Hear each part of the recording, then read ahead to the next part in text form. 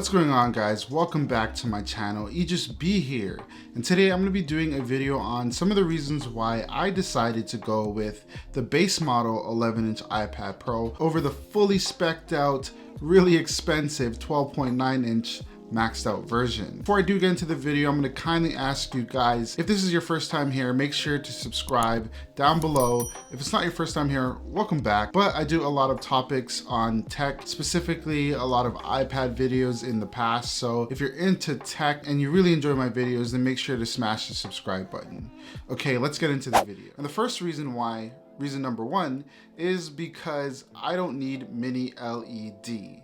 Now, yes, I'm a photographer and I do edit photos, but I use the display over here to edit photos. It's a 4K LG display, very color accurate, and I love the bigger screen on it. For me personally, I don't need the mini LED display because it doesn't really help out with my workflow. The reason why I bought the iPad is to have a second device where I can do a few things, but one of those things does not really include photo editing. But I do things like web browsing, making video outlines in Notion for my YouTube channel, and also answering emails and other productivity tasks. I don't really see the benefit of me having the mini LED version.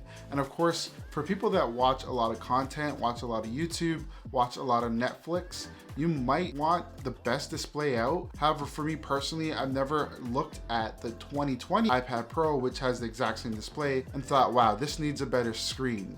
The screen's quite amazing and I don't have any good reason to upgrade. Reason number two is the RAM. Historically speaking, Apple has always been really great with RAM management.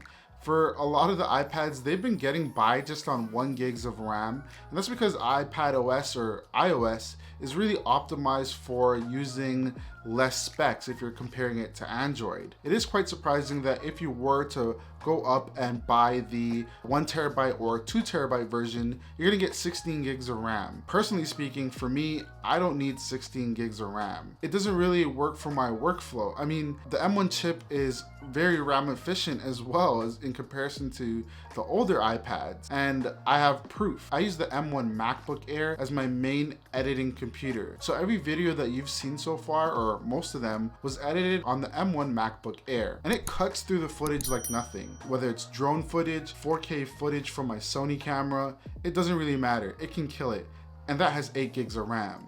Why would the iPad that has the exact same chip need more RAM? I really don't see the point, and a lot of people are gonna say, full desktop apps are going to be coming to the iPad, but again, I've been using the M1 MacBook Air and I haven't had a problem with the RAM in it. Now, reason number three, of course, is the M1 chip. Let me explain what I mean. Across all the iPads in the iPad Pro lineup, you get the M1 chip. It doesn't matter if you're getting the 1TB version, 5G, it does not matter. You're gonna get the M1 chip.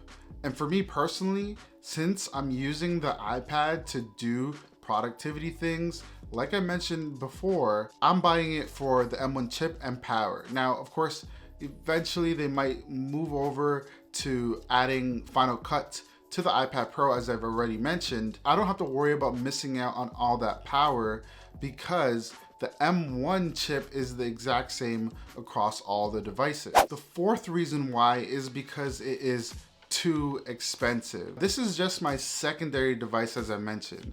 And in other videos, I did say that if full apps come to the iPad Pro, then I'm definitely going to be switching fully to the iPad Pro if I can. I'm gonna try it out, see how it works.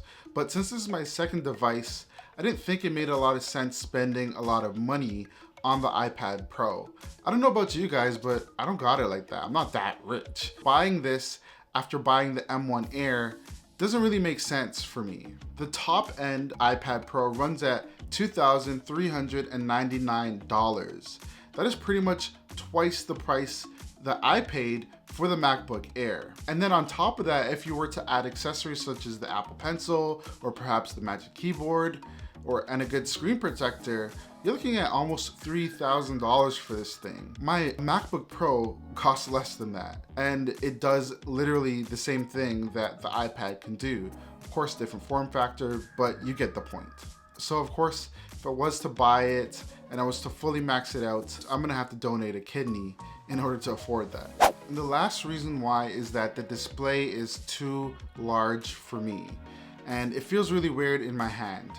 And make all the inappropriate jokes that you want. I just really think it's just too big.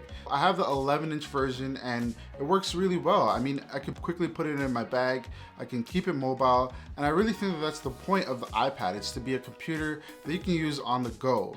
And on paper, 12.9-inch doesn't sound that much bigger than the 11-inch version. However, when you hold it in your hand and compare them side by side, you definitely feel the difference with the 12.9-inch version. It feels bigger, especially when you add a keyboard case, and it's just a lot less easier to carry around. Whereas on the 11-inch version, if you're on the go, it's so much easier to just quickly put in your bag and get on about your day. So the display, while it is a lot better in terms of quality, you lose out on that portability that makes so much sense for the iPad. That's pretty much it. Let me know your thoughts. Am I crazy for going with the base model, especially since I had the 2020 iPad Pro? What do you guys think? Drop your comments down below. And if you're not subscribed, again, make sure to subscribe to my channel. I got a lot of iPad content coming up for you. So if you like this one, you're definitely gonna like the other one. So make sure to subscribe. Thank you guys so much for watching. I'm gonna see you guys in the next one. Peace.